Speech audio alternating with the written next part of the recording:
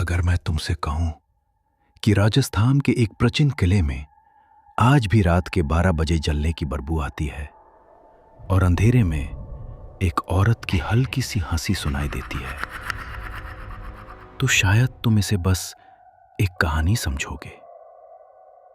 लेकिन 2026 में 4 दोस्तों ने इसी कहानी को झूठ समझा था और उनमें से एक कभी वापस नहीं आया।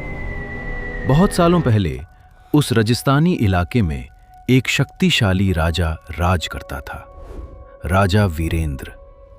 उसकी रानी थी मृणालिनी, खूबसूरत, शांत, लेकिन उसकी आंखों में हमेशा एक अजीब सी गहराई थी। लोग कहते थे रानी के पास अलग सी शक्तियां थीं। शायद इसी वजह से राजा के मन में शक पैदा हुआ। राजा को लगने लगा कि रानी किसी और से प्रेम करती है।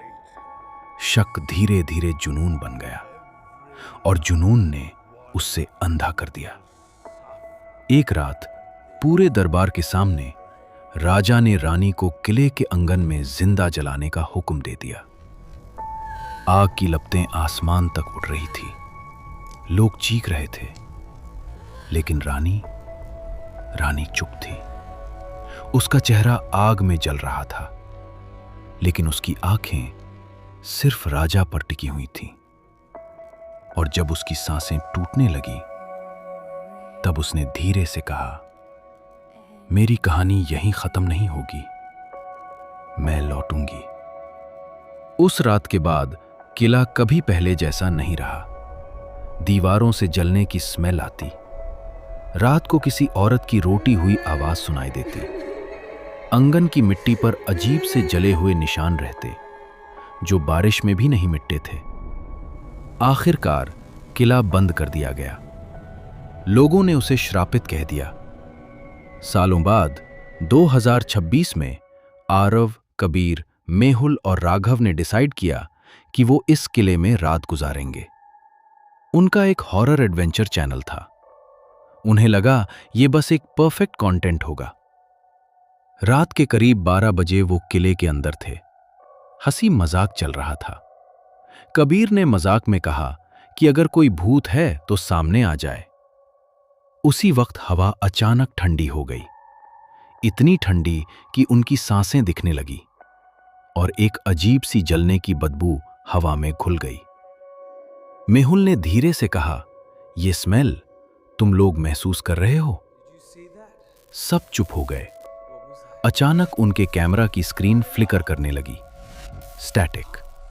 फिर 1 सेकंड के लिए एक चेहरा दिखा, हाफ बर्न्ड, पिघली हुई स्किन, आंखों से काला सा लिक्विड बह रहा था। उन्होंने तुरंत पीछे मुड़कर देखा, वहां कुछ नहीं था। जब उन्होंने फुटेज प्लेबैक की तो उनका खून जम गया। वीडियो में क्लियरली दिखा, वो औरत उनके बिल्कुल पीछे खड़ी थी, सिर्फ 1 इंच दूर, और वो सीधा आरव को देख रही थी। उसके बाद चीजें नॉर्मल नहीं रहीं। किले के दरवाजे अपने आप बंद हो गए।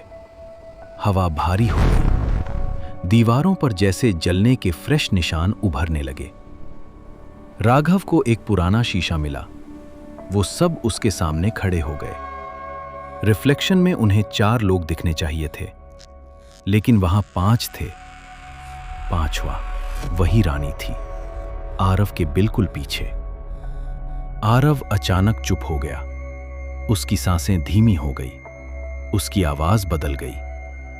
वो धीरे से बोला, मृणालिनी। बाकी 3 जम गए। उन्होंने कभी ये नाम उससे नहीं सुना था। जैसे किसी ने उसकी रूह को पकड़ लिया हो, जैसे वो किसी और वक्त में चला गया हो। तब उन्हें समझ आया, ये सिर्फ एक आत्मा नहीं थी, ये इंतजार था, सालों का इंतजार। लोग कहते हैं कुछ आत्माएं बदला नहीं लेती, वो सिर्फ अपनी कहानी का सच चाहती हैं। आरव धीरे धीरे आंगन की तरफ चलने लगा।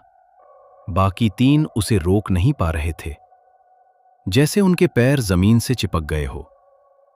फिर अचानक जमीन से आग की पतली सी लकीर उभरी। धीरे धीरे वो बढ़कर लापटों में बदल गई। आरव ने आखिरी बार कहा, मुझे माफ कर दो। और फिर सब अंधेरा। अगली सुबह पुलिस को किले के बाहर सिर्फ 3 दोस्त मिले, शौक में, बेहोश। उन्हें याद था सिर्फ जलने की स्मेल और एक औरत की हल्की सी हंसी। आरव कभी नहीं मिला, लेकिन आज भी अगर तुम उस किले के पास रात के 12:13 पर खड़े हो जाओ तो आंगन में कभी कभी 2 परछाइयां चलती दिखती हैं, एक आदमी और एक हाफ बर्न्ड रानी। मेरी कहानी अब भी खत्म नहीं हुई।